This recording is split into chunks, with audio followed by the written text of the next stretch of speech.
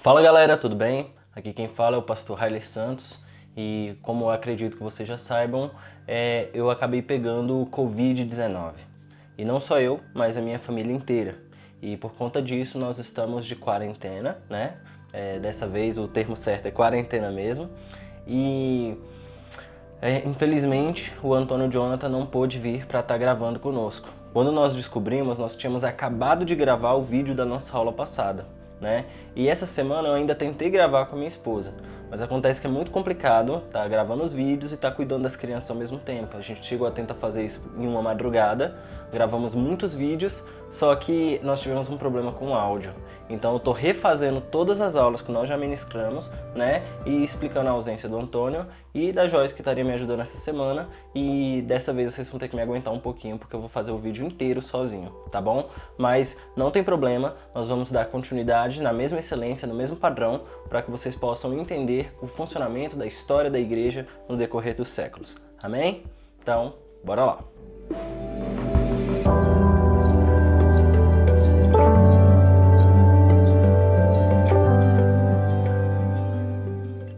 Na aula passada, nós falamos sobre o Renascimento, sobre as suas influências para os pré-reformadores, a reforma propriamente dita, né? As suas consequências sociais ali nos arredores da Europa e a preocupação das duas igrejas no sentido missionário da coisa.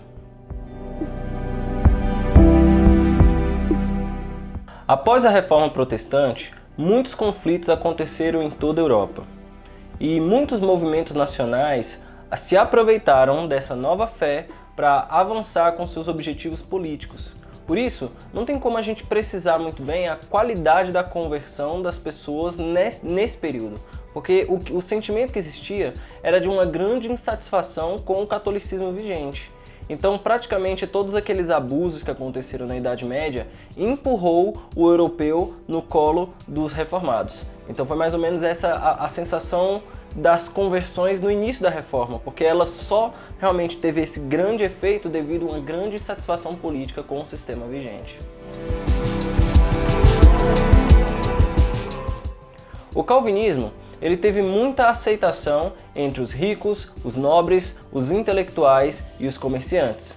A sensação de serem eleitos mudou uma chave na mente dessas pessoas, que agora entendem que o seu trabalho já não existe para conquistar a salvação, mas o seu trabalho, o seu bom trabalho existe porque já conquistaram a salvação.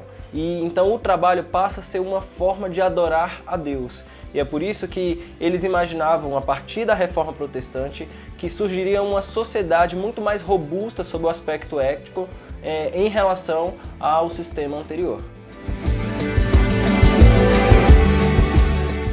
A igreja recém-criada tinha por adversário natural o catolicismo anterior.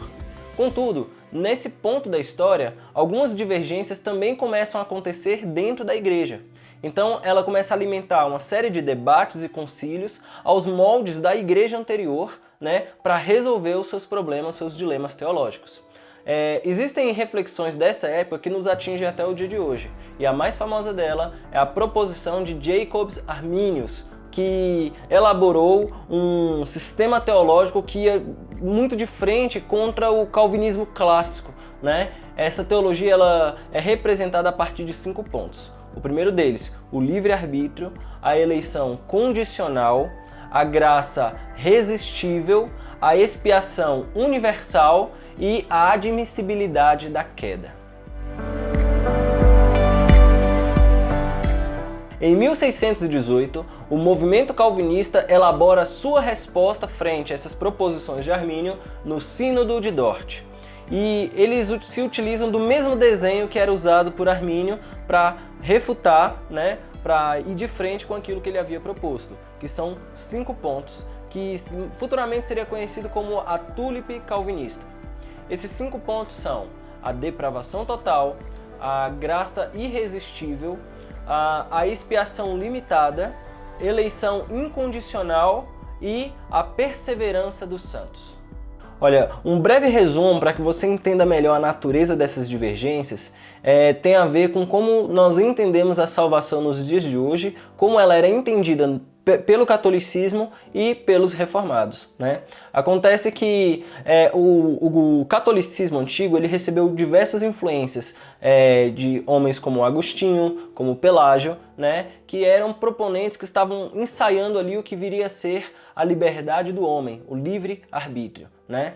E acontece que com o advento da Reforma, Calvino percebeu que o homem não é livre totalmente, porque todos os seus desejos e as suas intenções estão muito inclinadas para o mal. Então meio que não é uma liberdade, uma vez que você está escravizado pelo pecado. Porque sempre que você pensa decidir alguma coisa, essa decisão está levando em consideração os desejos do pecado que está em nós também. Então, ele não entendia que havia um livre-arbítrio, sabe? Ele entendia que, na verdade, tudo estava debaixo da soberana mão de Deus e todos os acontecimentos estavam debaixo do seu controle. Então, a ideia de livre-arbítrio fazia parecer que Deus não tinha um controle sobre nada, entendeu? E que, na verdade, Deus estava sendo um coadjuvante da minha história, onde as minhas decisões podem me levar a Ele ou não. A perspectiva reformada e calvinista ela não interpreta dessa forma. Ela entende que sim, que os caminhos de Deus são misteriosos, mas Ele sempre teve o controle de todos eles e sua mão soberana está no controle de tudo. É um pouco complicado esses pensamentos. Eu sugiro que você procure realmente seu pastor para você entender qual é a perspectiva da sua igreja, como ela carrega, mas em tese, o movimento reformado ele também é produzido por Armínio, ele não nega a reforma, só que ele entende que algumas interpretações de Calvino são muito exageradas e não faziam muito sentido com o caráter que ele entendia ter em Deus. Na live que vai acompanhar esse vídeo, no mesmo horário lá no canal da CIA no Instagram, nós iremos falar um pouco mais sobre essas diferenças entre calvinismo e arminianismo. Vai ser ao vivo, né, comigo, com o pastor Heiler, então entra lá, acessa assim que você terminar de ver esse vídeo, porque eu vou elaborar melhor qual é a grande diferença entre os 5 pontos arminianos e os 5 pontos calvinistas à luz da Bíblia, né? Existem coisas muito boas em ambos os movimentos e a gente precisa realmente selecionar, reter o que é bom conforme as Escrituras, conforme o nosso entendimento atual de igreja. Amém? A Reforma Protestante, que costumava protagonizar eventos entre a Suíça, a Holanda e a Alemanha, agora passa a atuar de forma mais expressiva na Inglaterra. Como nós vimos na aula anterior, a revolução da Igreja Anglicana ela teve motivações muito mais políticas do que religiosas. Mas especialmente depois que os debates entre calvinistas e arminianos começou a tomar uma proporção mais popular, um grupo um pouco mais radical se forma na Inglaterra, que é o movimento dos puritanos. Esse movimento, eles eram abstêmios do álcool, eles guardavam o sábado, eles queriam ter uma vida reclusa, eles condenavam as artes e os esportes também. Foi até por isso que eles receberam esse nome de puritanos, porque eles queriam voltar ao tipo de fé mais primitiva e mais comum, né? Mais humanizada de todas, que nos afastasse dos prazeres desse mundo. O movimento dos puritanos influenciou diversas congregações que existem até os dias de hoje, né? Que um exemplo disso é a Igreja Presbiteriana e a Igreja Batista. Foi só quando a Contra-Reforma se mostrou ser uma iniciativa sólida elaborada pelos jesuítas que o movimento reformado passou a ter uma preocupação maior com missões. E diversos grupos dissidentes do puritanismo inglês têm papel importantíssimo para a propagação do evangelho no Novo Mundo. Diferente do modo colonial extrativista que nós conhecemos no Brasil e na América Latina, o modelo colonial utilizado pelos norte-americanos foi um modelo mais populacional. E a maior parte deles foram de protestantes que fugiam de conflitos e perseguições e preconceito na Europa em busca de um novo mundo. Eles enxergavam a descoberta da América como a sua nova Jerusalém. Então, eles buscavam sair da Europa para se estabelecer as suas famílias, a sua igreja na América. A cansativa discussão entre calvinistas e arminianos, os genocídios produzidos pelos jesuítas nas Américas E também o avanço da filosofia humanista, que era mais cientificista, causou em todo mundo um grande esfriamento espiritual. Contudo, Deus nunca ficou sem voz na história, e Ele sempre guardou um povo, sabe, para que essas pessoas fossem responsáveis por reavivar a pregação do Evangelho no mundo. E esse movimento, nesse período, foi conhecido como o movimento dos pietistas. Os pietistas, eles buscavam uma luta pelo fim do cristianismo nominal, né? Então, assim, o que acontecia? Normalmente, quem era católico se tornou católico porque os seus pais eram católicos. Quem era protestante se tornou protestante porque os seus pais eram protestantes. E, na verdade, o que o movimento dos pietistas queria? Queria que eles buscassem uma convicção em si, individual e pessoal, sobre que tipo de cristianismo eles carregavam. Eles, na verdade, buscavam a sinceridade do coração das pessoas em relação às suas decisões. E foi mais ou menos nesse momento da história que a pregação do Evangelho, que antes era marcada pela presença do sangue, da espada, agora tem uma conotação mais argumentativa. Então eles começam a pregar o Evangelho para buscar de dentro das pessoas uma resposta ao que elas entendem ser a religião mais adaptável à realidade delas. Uma sociedade em particular passou a chamar muita atenção porque eles tinham uma fé extremamente piedosa e aprenderam a administrar os seus conflitos religiosos que toda a Europa tinha, né, de forma muito comum. Então, dentro da comunidade dos moravianos, existiam protestantes, católicos, reformados, arminianos, calvinistas, e eles descobriram uma forma de permanecerem unidos, apesar das suas diferenças de algum posicionamento ou outro. Né? O conde de Zinzendorf, ele era um jurista, então ele aconselhava as pessoas a compartilhar a fé a partir daquilo que era comum, né? E todos concordavam que Deus é santo, todos concordavam que era necessário orar, todos concordavam que era necessário mergulhar nas escrituras. Então, a partir dos pontos comuns, essa comunidade começou a crescer e a se fortalecer.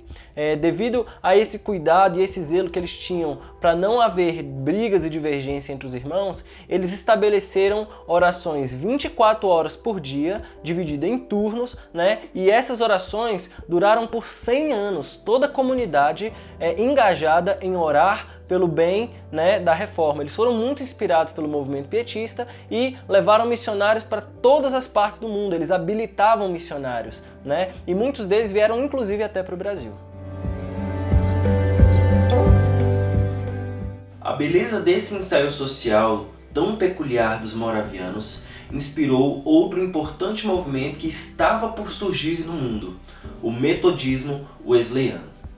Após uma forte experiência com Deus, o inglês John Wesley inicia uma ruptura fisiológica com o formato da pregação. Antes, a mensagem do Evangelho, que era pregada exclusivamente dentro das igrejas, agora também ganha espaço nas ruas. John Wesley costumava dizer que ele fazia das ruas a sua própria paróquia, né? A pregação, que antes era mais técnica e buscava cada vez mais recursos teológicos e bíblicos, passa a adotar características mais avivalistas, né?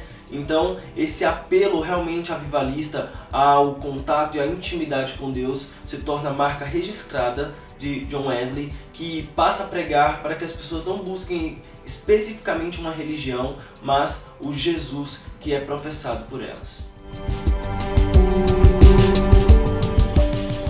Um dos personagens que ora foi influenciado, ora influenciou o movimento dos metodistas foi George Whitefield, que passa a protagonizar uma importante ponte evangelística entre a Inglaterra e os Estados Unidos. Baseado naquela herança pietista, né? E também muito influenciado ali pelo apelo à intimidade pessoal dos wesleyanos. A pregação de George Whitefield foi muito expressiva e influenciou também Jonathan Edwards, né, que já estava atuando nos Estados Unidos, mas recebe essa nova carga e então começa a trazer um novo sentido para o que nós chamamos hoje de pregação bíblica. É basicamente ele que trouxe esse adjetivo à tona. Jonathan Edwards pregava na América e as suas pregações causaram grandes movimentos, grandes agitações por um avivamento, e esse movimento foi conhecido como o primeiro grande despertar, que foi todo aquele esfriamento espiritual que estava acontecendo no mundo todo começou a desaparecer na Europa, ou começou a desaparecer na América, com a eloquência da pregação de Edwards, que sempre evocava pelo arrependimento e o retorno às Escrituras. Na América inglesa, os cristãos enfrentavam um problema tido como uma doença religiosa, que era a aliança do meio termo. O que era a aliança do meio termo? A aliança do meio termo consistia em suavizar as regras da igreja. Aqueles que não conseguissem confessar que nasceram de novo, poderiam inclusive batizar seus filhos e manter sua vida religiosa desde que eles não tivessem um comportamento escandaloso. Essa aliança do meio termo, no início, era muito pequena, mas com o tempo isso ganhou muitos adeptos. Por que ser uma pessoa um cristão 100% se eu posso ser apenas pela metade? Se eu continuar mantendo meus pecados ocultos, desde que eu não tenha um comportamento escandaloso, eu posso ir à igreja, fazer com que meus filhos se batizassem e, com o tempo, inclusive tomar a ceia. Com o tempo, os membros da aliança do meio termo passaram a ser mais numerosos do que aqueles que viviam a plena confissão. E era até aceitável socialmente ser um membro do meio termo. Mas tudo isso acaba com Jonathan Edwards. Jonathan Edwards, filho de pastores, desde pequeno sempre teve uma inclinação religiosa. Quando pequeno, escreveu um livro sobre aranhas voadoras. E o interessante é que ele, desde pequeno, se questionava muito. Que tipo de Deus é esse, o Deus da criação? Que aceita doutrinas severas como a predestinação. Tudo mudou para Jonathan Edwards. Ao ler a carta da Epístola de Paulo em Timóteo, ele chega a uma nova percepção das coisas. Ele faz uma série de pregações que a justificação virá somente pela fé. Nessa série de pregações, ele acaba por destruir todas e qualquer convicções daquela população que vivia no meio termo. Essa série de pregações traz um avivamento àquela população, que a partir de agora virá novas conversões. Com essas pregações ele acabou por trazer a mudança de pensamentos, convicções e até mesmo conversas. Depois dessas pregações nada mais se falava a não ser sobre essas pregações naquela cidade. E quando o avivamento trazido por Edwards estava perdendo seu ardor, chega um novo participante, George Whitefield. Whitefield, que era conhecido por ter uma voz eloquente, dizia inclusive que admira aqueles que trovejam a palavra. Ele dizia que o mundo cristão estava sob uma sonolência e só seriam despertados por uma voz forte. O grande despertamento trazido pelos dois traz inúmeras consequências positivas para o mundo cristão. Ela abala o status quo,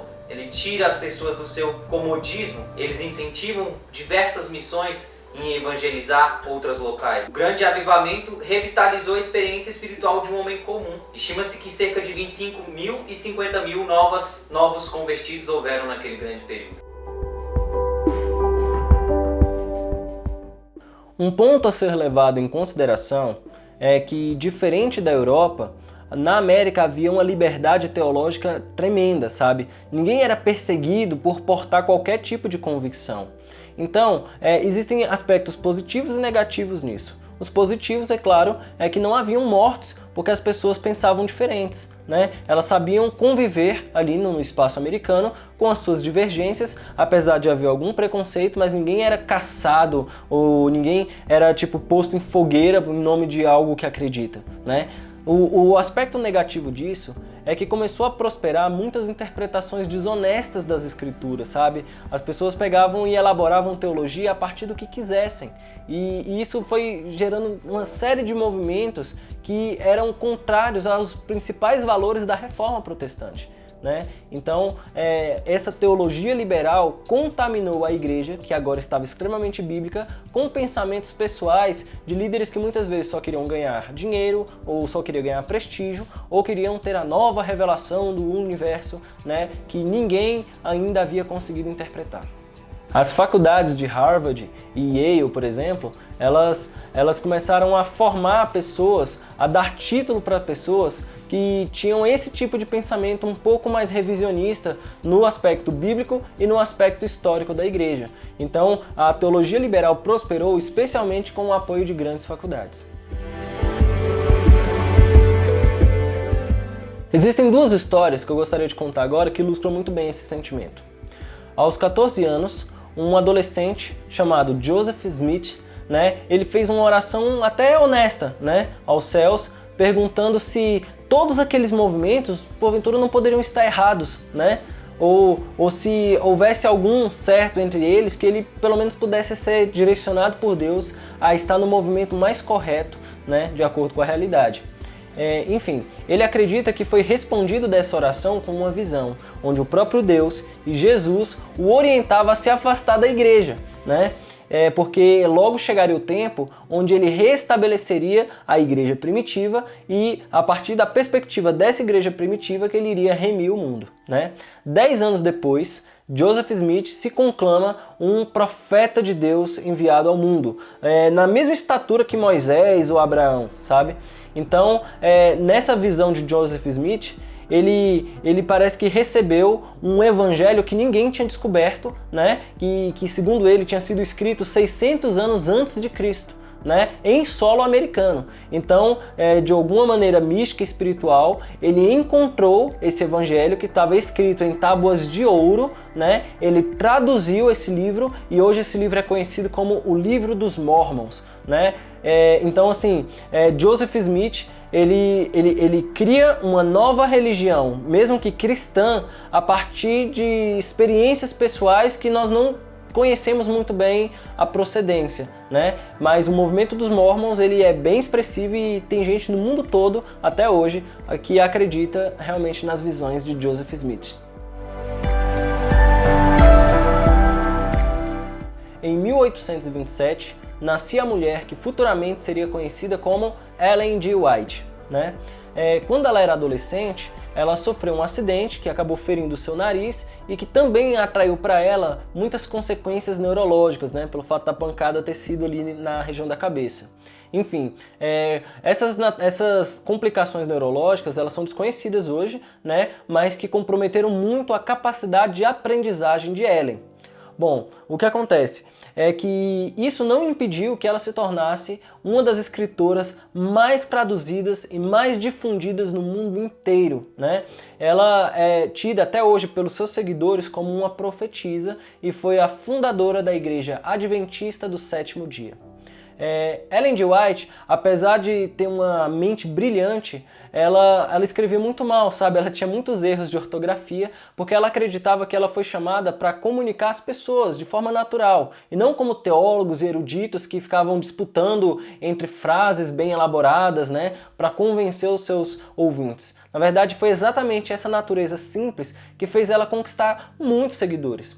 A questão é que Ellen G. White, ela tinha com alguma frequência algumas experiências esotéricas, ela via muitas coisas, ela tinha muitas visões e, influenciada pelas suas visões, ela começava a escrever. Então ela escrevia muitas coisas, Ela, por exemplo, encontrou, de acordo com a própria perspectiva, que a Bíblia, ela nos incentiva a ser vegetarianos. Então ela se tornou vegetariana, ou acredito que ela sempre foi, e ela orienta que todos os seus seguidores sejam vegetarianos, E, assim, ela teve visões sobre o fim do mundo, sabe? Até por isso que se chama a Igreja Adventista, porque eles acreditam realmente na proximidade do advento do retorno de Jesus. Então ela escrevia muito isso e em todas as suas leituras é muito fácil perceber aquela dicotomia, aquela briga entre o bem e o mal, entre Deus e o diabo, E ela foi sim uma mulher muito piedosa, muito temente a Deus, mas acontece que os seus seguidores colocam os escritos de Ellen na mesma medida e proporção que é colocado às escrituras, sabe? E um dos fundamentos da reforma era a sola escritura, Ou seja, somente as escrituras são fonte inspiracional de fé, E só ela pode ditar regra e comportamento para as nossas vidas. Então, assim, quando a gente vê um outro texto competindo com a palavra no caráter de ter sido inspirado por Deus ou não, isso é um pouco nebuloso. Isso faz com que o adventismo, por diversos segmentos eclesiásticos que existem hoje, ser considerado assim uma seita, sabe? E não necessariamente um flanco da reforma protestante. Mas ninguém nega que realmente a Igreja Adventista ela é muito expressiva, ela é muito forte, ela se desenvolveu com uma força gigante todos os adventistas que eu conheço são pessoas extremamente tementes a Deus, né? E que nós possamos aprender, assim como os moravianos, a conviver com as diferenças, desde que essas diferenças não firam as escrituras e os princípios da reforma. Na nossa última aula, nós falamos um pouco sobre as 5 solas, o que elas significam. Então dá uma olhadinha lá no nosso vídeo, só para você ficar por dentro, né? Porque são esses 5 fundamentos que nos caracterizam como evangélicos, como protestantes, né? Então você tem que avaliar realmente se você está encaixando todos esses 5 pontos na sua vida espiritual para perceber se você de fato pertence a um segmento reformado que fez ruptura com a Igreja Católica a partir de Lutero, Calvino, Zwingli e todos os mais que estão na aula anterior. Amém? Um século depois do primeiro grande despertar, o trovão do calvinismo norte-americano, liderado pelo pensamento de Edwards, começa a se esfriar. E parte da responsabilidade disso se deve às instituições presbiterianas e batistas que demoravam muito para formar novos líderes e pastores, né? As congregações arminianas, elas eram muito mais flexíveis na formação de seus líderes. Então, ela contava com uma força mais jovem e mais bem disposta a enfrentar os desafios missionários norte-americanos, né? Concorrente a isso, também existiam o que a gente chamava de os Circuit Riders, eu não sei falar direito, Circuit Riders, que eram pregadores itinerantes que faziam teologia privada, né? E levavam o evangelho para os vilarejos, sabe, do interior ali dos Estados Unidos, em lugares um pouco mais inacessíveis. Eles iam a cavalo, de forma itinerante, pregando, e isso acabou tirando muita força do calvinismo, porque as pessoas mais comuns começaram a abraçar as ideias das igrejas metodistas. O movimento metodista foi o movimento missionário mais expressivo nesse período, né? Tanto que a Ellen G. White, né, que nós falamos há um tempo atrás, ela se converteu em uma congregação metodista. Então, assim, essa pulverização da mensagem por meios mais flexíveis pegou e deu muito mais força para as congregações arminianas que estavam conquistando muito mais pessoas no interior dos Estados Unidos. A partir desse contexto, houve um pregador que começou a chamar muita atenção porque ele carregava consigo uma mensagem muito inédita, sabe? Jamais vista na história da igreja. O seu nome era Charles Finney e ele acreditava que era perfeitamente possível emular os efeitos de um avivamento. Vamos entender direitinho. O avivamento provocado pelo primeiro grande despertar, liderado pelo pensamento de Jonathan Edwards, entendia ser o avivamento um milagre espiritual e que estava totalmente dependente da vontade de Deus para acontecer, sabe? Então meio que não havia um esforço para que o céu descesse.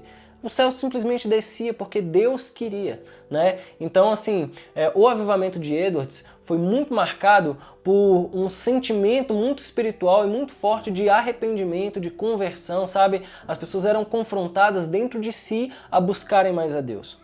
Tem uma pregação em especial muito conhecida de Jonathan Edwards chamada Pecadores nas Mãos de um Deus Irado, que quando ele pegava e professava essa mensagem, as pessoas sentiam nos seus pés as chamas do inferno, então elas gritavam de medo, sabe? Porque elas sentiam aquilo de forma muito espiritual. Agora, conforme o pensamento de Charles Finney, que foi um expoente do segundo grande despertar nos Estados Unidos, ele entendia que era impossível que se eu plantasse tudo aquilo que era necessário para colher um avivamento, eu não colheria um avivamento. Então, ele carregava a seguinte perspectiva: se eu planto uma semente de milho, vai nascer milho. Se eu planto uma semente de feijão, vai nascer feijão. Se eu planto uma semente de avivamento, vai nascer avivamento. Então essa era a perspectiva dele. Então ele chegava a pensar, se um avivamento é construído com oração, que nós oremos. Se um avivamento é construído com leitura bíblica, que nós mergulhemos na escritura. Se um avivamento é fornecido a partir das missões, que preguemos ao mundo inteiro. Então ele sempre buscava elementos que ele estudava nos avivamentos anteriores para formular a teoria do avivamento, a fórmula do avivamento na sua congregação local. Bom, deu muito certo, né? As pessoas começaram a orar mais, as pessoas começaram a ler mais e tudo, e houve diversas conversões e movimentos semelhantes acontecendo nos Estados Unidos inteiro, influenciado por Charles Finney, né? Nesse ponto da história que o apelo começou a fazer sentido. Então as pessoas faziam aquele apelo: se você aceita Jesus como seu único e suficiente Salvador, sabe? E essas confissões públicas começaram a ser um argumento muito concreto da mudança de religião. Então as pessoas mudavam de religião quando publicamente confessavam o interesse pela nova fé. Então elas eram batizadas e esse tipo de movimento começou a atrair muitas pessoas, né? Esse foi o segundo grande despertar na América. A partir dessas confissões públicas, uma grande mudança, uma grande ruptura aconteceu no cristianismo norte-americano, que agora passa a ser majoritariamente arminiano. Nesse período nasceram as juntas missionárias e instituições para-eclesiásticas, né, que agora começaram a fazer o que antes era papel de toda igreja. Eles começaram a departamentalizar todos os segmentos internos da igreja, do que seria o louvor, do que seria os pregadores, do que seriam os missionários. Então esses missionários começaram a ser enviados tanto para todos os Estados Unidos, né, para todos os estados e também para o mundo inteiro. Após tamanha revisão do comportamento eclesiástico da igreja americana, muitos movimentos avivamentistas começaram a crescer e a prosperar em todos os Estados Unidos, né? Foi nesse ponto da história que começaram a nascer os congressos, as conferências, exatamente porque avivamento agora tem hora marcada para acontecer.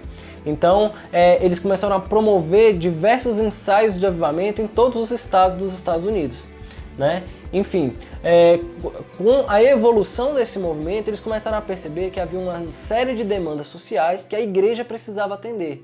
Então, foi nesse momento que eles começaram a perceber que o mundo também estava mudando junto com a igreja. O pensamento do mundo inteiro estava mudando. A gente não pode esquecer que, paralelo aos acontecimentos da história da igreja, existiam acontecimentos laicos de proporção mundial. Por exemplo, a Revolução Francesa, por exemplo, a Revolução Industrial, né? O próprio Iluminismo em si, sabe? O desenvolvimento das ciências sociais, né?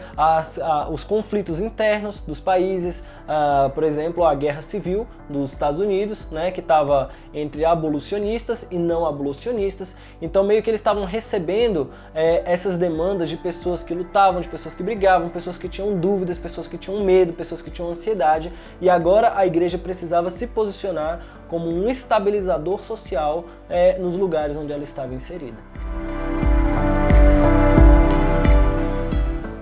Tempos depois, um desses movimentos que ficou realmente muito conhecido foi o reavivamento da Rua Azusa, em 1906.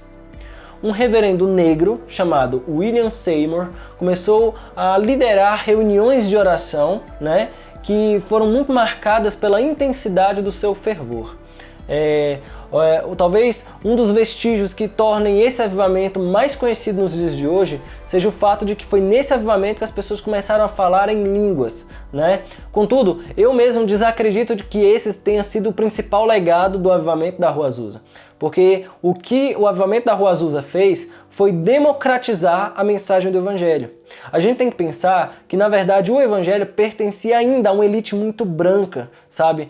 E esse Evangelho, ele só protagonizava eventos nas classes altas, sabe?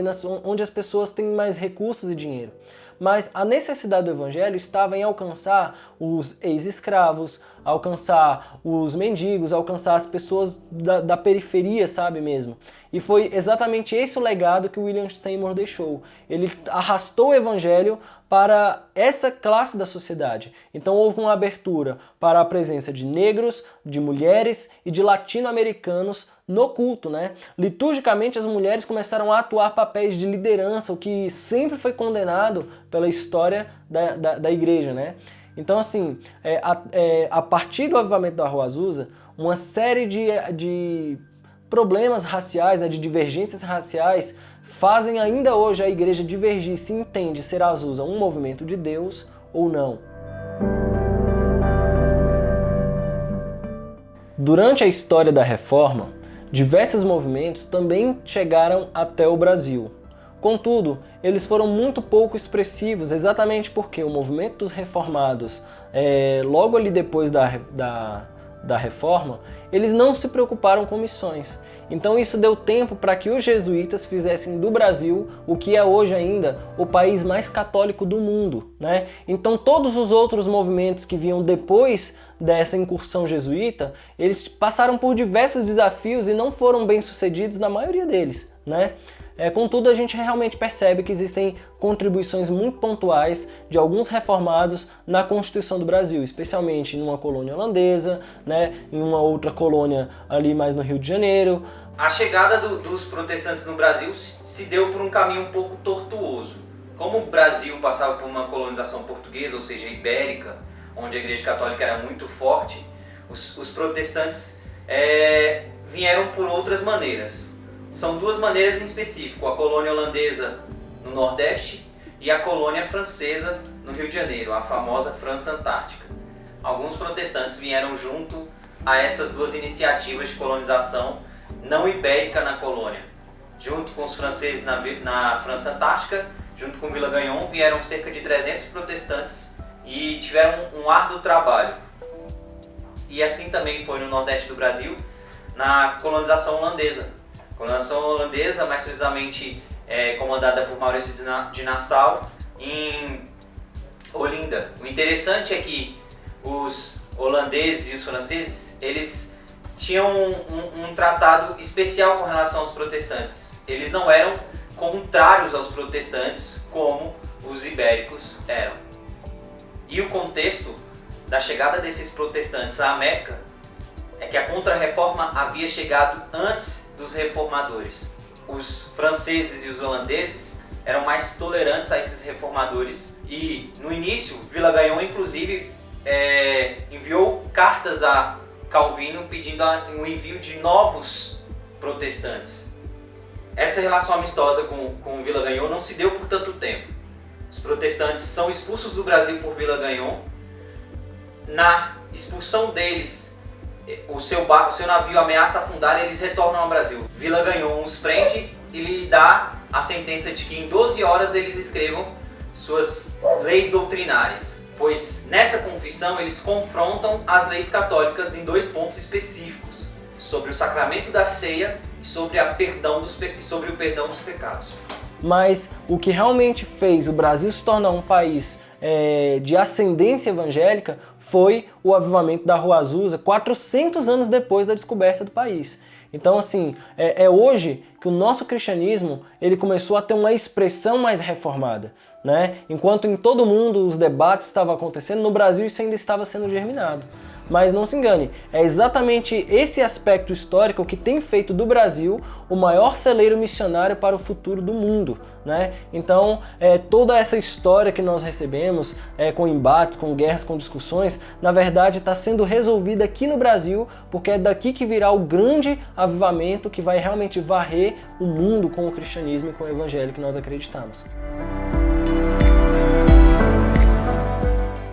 Nós não podemos ser displicentes e entender que, na verdade, todos os movimentos de fé que nós conhecemos hoje são influenciados pelo que aconteceu em Azusa, alguns anos atrás. Sabe? A forma de cultuar, a forma de apresentar o evangelho, a forma de se organizar como igreja, né? Porque isso realmente foi muito importante, essa democracia da fé trazendo o evangelho para as classes mais baixas, porque é exatamente nesse lugar que o evangelho tem produzido milagres e milagres e aumentando argumentos para se crer em Deus no mundo todo. Eu realmente estou muito feliz de ter participado dessa aula e desejo que a força do Evangelho que fez isso durar até os dias de hoje venha permanecer como uma chama viva no seu coração e que você possa levar essa mensagem a todos os lugares do mundo. Amém? Então, essa foi a nossa última aula sobre a história da igreja.